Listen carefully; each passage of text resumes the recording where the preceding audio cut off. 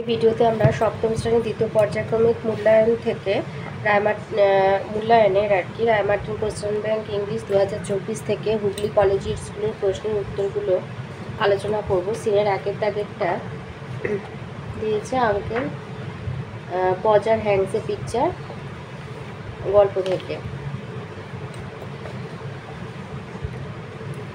বলছে you never saw such a commotion up and down a house in all your life as when my uncle Pazar undertook to do a job. তোমরা সারা বাড়ি জুড়ে এমন উত্তেজনা সারা জীবনে কখনো দেখোনি যখন আমার আঙ্কেল পজার কোনো কাজ করায় মেতে ওঠেন। A picture would have come home from the frame makers and be standing in the dining room waiting to be put up. Frame প্রস্তুতকারকদের কাছ থেকে একটা ছবি হয়তো বাড়িতে এলো যেটাকে খাবার ঘরে রাখা হলো টাঙানোর জন্য। Aunt Pojar would ask what was to be done with it and Uncle Pojar would say, oh, you leave that to me. Don't you any of you worry yourselves about that. I will do all that. Aunt Pojar জিজ্ঞাসা করলেন এটা নিয়ে কি করা হবে, আর uncle পজার বললেন আরে তুমি ওটা আমার ওপর ছেড়ে দাও, তোমরা কেউই এই ব্যাপারে চিন্তা করো না, আমি সব করে ফেলবো। And then he would take off his coat and begin. আর তারপর তিনি কোটটা খুলে কাজে লেগে পড়লেন। He would send the girl out for 6 pence worth of nails and then one of the boys after her to tell her what size to get. তিনি মেয়েটিকে 6 টাকা দামের পেরেক আনার জন্য পাঠিয়ে দিলেন, আর তারপর ছেলেদের মধ্যে একজনকে তার পিছনে পাঠালেন কোন মাপের আর কি পেরেক আনতে হবে তা বলার জন্য। এতে আছে complete the following sentence with information from the text. আইতে আছে the thing which would have come home from the frame maker is a picture. Number 2তে দিয়েছে uncle Podger would ask the girl to bring 6 penn'orth of nails. Number 2 uncle Podger would take off his coat and begin. দুয়ের দাগে যেটা দিয়েছে poem, এটা vagabond থেকে দিয়েছে। হচ্ছে give to me the life I love, আমাকে দাও যে জীবন ভালোবাসি। Let the lave go by me, আমার পাশে জলস্রোত বয়ে যাক। Give the jolly heaven above, ওপরে দাও আকাশ হাসি খুশি। অ্যান্ড দ্য বাইওয়ে নাই মি, আর নিরালা পথ আমার কাছাকাছি থাক। Bed in the bush with stars to see, ঝোপে ঝাড়ে বিছানা দেখার জন্য তারারা। Bread I dip in the river, রুটি আমি নদীর জলে ডোবাই। There's the life for a man like me, সেখানেই তাদের জীবন আমার মতো যারা। There's the life for ever, সেখানে জীবন রয়েছে সদাই। এতে আছে আইতে বলেছে explain the meaning of jolly heaven, jolly হেভেনের মানে ব্যাখ্যা করতে বলেছে। Jolly haven means bright sunny and clear sky, রৌদ্রোজ্জ্বল পরিষ্কার আকাশ। Number 2তে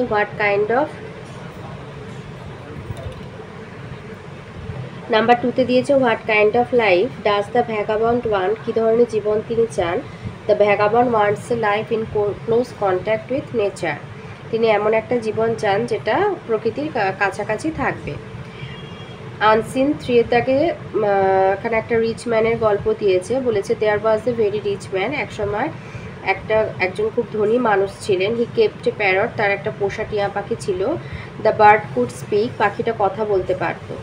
Whenever a guest came, it would urge the servants to serve tea. বাড়িতে অতিথি এলেই সে চাকরের উদ্দেশ্যে চা আনার জন্য বলতো। It exchanged a few words of greeting with the guest, এবং আত্মীয়দের সাথে কিছু আর কি সম্ভাষণ মানে আদান প্রদান করত। The rich man loved the parrot very much, ধনী মানুষটি ওই পাখিটিকে, টিয়া পাখিটিকে বা তোতা পাখিটিকে খুব ভালোবাসত।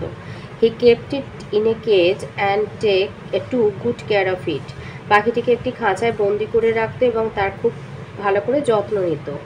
Once the rich man was put in prison for an offence, তো একবার কোনো একটা অন্যায়ের জন্য ধনী মানুষটিকে বন্দি করা হয়, জেলে বন্দি করা হয়। আফটার 6 months, 6 মাস জেলে কাটানোর পরে, হি কেম ব্যাক হোম, তিনি বাড়িতে ফিরে আসেন। He said to the parrot, তিনি তোতা পাখিটিকে বলেছিলেন I suffered in prison for 6 months, আমি 6 মাস জেলেতে খুবই আর কি কষ্ট পেয়েছি। হাউ ডু ইউ ফিল, তুমি কীরকম অনুভব করো। দ্য প্যারট রিপ্লাইড, তোতা পাখিটি উত্তরে বলেছিল, I have been in this cage for 2 years, আমি এই খাঁচার মধ্যে 2 বছর ধরে বন্দি হয়ে আছি। I don't know what freedom is, আমি জানি না স্বাধীনতা কী।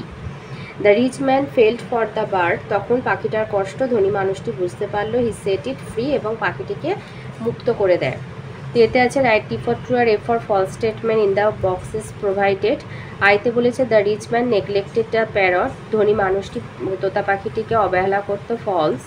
Number 2, the bird was kept in the cage for 6 months, পাখিটিকে খাঁচায় বন্দি রাখা হয়েছিল 6 মাসের জন্য, ওটা ফলস। পাখিটি 2 বছর ধরে খাঁচায় বন্দি ছিল।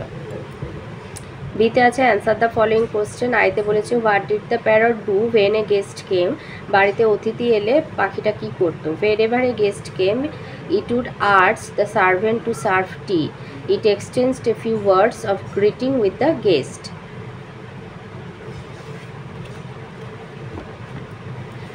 নাম্বার 2তে দিয়েছে how do you know that the rich man felt for the bird, তুমি কিভাবে বুঝতে পারলে যে ধনী মানুষটা টিয়া পাখিটার জন্য আর কি তোতা পাখির জন্য কষ্ট পেয়েছিল। The rich man felt sorry for the bird when the bird said that it had been in the cage for 2 years and did not know what freedom was. সে যখন বলেছিল যে সে 2 বছর ধরে খাঁচায় বন্দি আছে এবং সে জানেন না যে স্বাধীনতা কী, তখন লোকটি বুঝতে পেরেছিল পাখিটার কষ্টটা। তো গ্রামার আর ভোকাবুলারিতে আসি। 4-এ আছে ডু অ্যাজ ডাইরেক্টেড, আইতে বলেছে অ্যাপ্রোপ্রিয়েট অ্যাডভার্ব দিতে হবে। তো our English teacher is very nice. Number 2তে দিয়েছে proper form of verb given in the bracket, তো she found a little hole in the wall. 3তে দিয়েছে প্রপার কনজাংশন দিতে হবে, I helped him as I wanted him to succeed. 5-এ আছে find out words from the unseen passage which mean the following, jail হবে prison আর answered হবে replied.